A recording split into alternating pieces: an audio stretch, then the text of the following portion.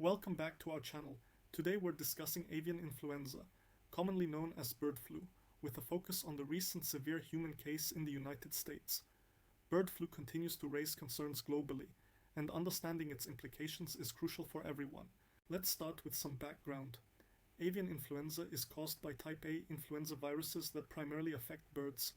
These viruses are naturally present in wild bird populations worldwide. In most cases, these wild birds can carry the virus without showing symptoms, but when the virus spreads to domestic poultry or other animals, it can cause severe illness and even death. One strain, H5N1, has been particularly concerning. First detected in 1997, it has since caused outbreaks in birds across many countries. In recent years, H5N1 has also infected other animals, including mammals, and in rare cases humans.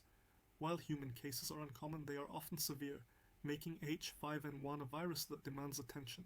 According to the CDC, the United States has reported 61 human cases of H5 bird flu since April 2024. The majority of these cases have been linked to individuals who were directly exposed to infected birds or contaminated environments. However, the recent case in Louisiana is unique because it's the first severe case tied to a backyard flock rather than a commercial poultry operation. Here's what we know about this case. The patient, an individual over 65 with underlying health conditions, became severely ill after handling sick and dead birds in their backyard. They were hospitalized in critical condition, experiencing severe respiratory symptoms. The CDC confirmed that this infection is linked to the D1.1 genotype of H5N1, a strain also detected in wild birds and poultry in Canada and Washington state. Now, what makes this case different? Most earlier cases in the US were associated with commercial poultry farms or dairy herds. This marks the first time a backyard flock has been identified as the source of exposure. Backyard flocks are becoming more common as people seek sustainable ways to raise food, but they also present unique risks if not properly managed. In California, the situation has escalated to the point that Governor Gavin Newsom declared a state of emergency. The virus has spread across multiple counties, affecting poultry, dairy herds, and now even backyard flocks. This highlights the virus's ability to move through different animal populations despite containment efforts. Let's talk about how H5N1 spreads. The virus is shed through the saliva, mucus, and feces of infected birds.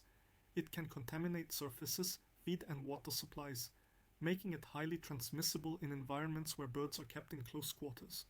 Humans can become infected if they touch these contaminated materials and then touch their face or eat without washing their hands. Interestingly, the virus can also spread through other animals. Infected dairy cows, for example, may shed the virus in their milk. This is why experts strongly advise consuming only pasteurized dairy products and fully cooked poultry to minimize the risk of infection. At this point, it's important to emphasize that person-to-person transmission of H5N1 remains extremely rare. The CDC and other health organizations are monitoring the virus closely for any changes that could increase the likelihood of human-to-human spread. Currently, the risk to the general public is considered low. Why is bird flu such a concern? The primary worry is that influenza viruses can mutate.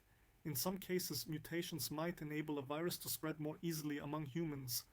Although this scenario hasn't occurred with H5N1, the potential for such a change is why global health agencies remain vigilant. So, what can you do to stay safe? The first step is prevention.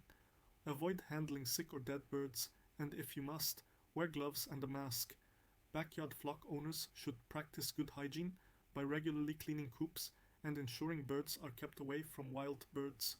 Hunters and bird enthusiasts should also take precautions to minimize their exposure. Cooking practices also play a significant role in reducing risk. Always cook poultry to an internal temperature of at least 165 degrees Fahrenheit and never consume raw or undercooked eggs. Likewise, stick to pasteurized milk and dairy products to avoid potential exposure to avian influenza viruses. For those working in agriculture or veterinary medicine, personal protective equipment or PPE is essential. This includes gloves, masks, and sometimes even full-body suits to prevent accidental exposure to infected animals or their byproducts. Meanwhile, health authorities continue to take steps to contain outbreaks. Genomic sequencing helps identify the specific strains of the virus and track their spread.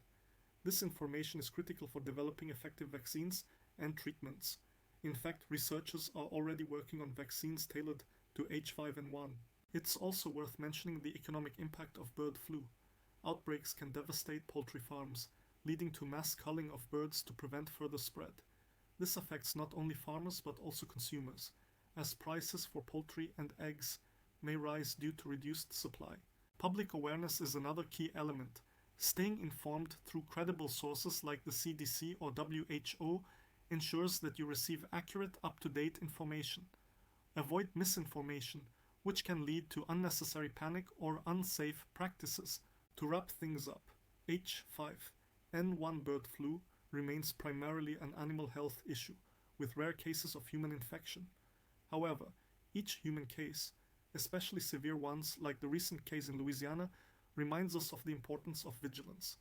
By following safety guidelines, practicing good hygiene, and staying informed, we can minimize the risks.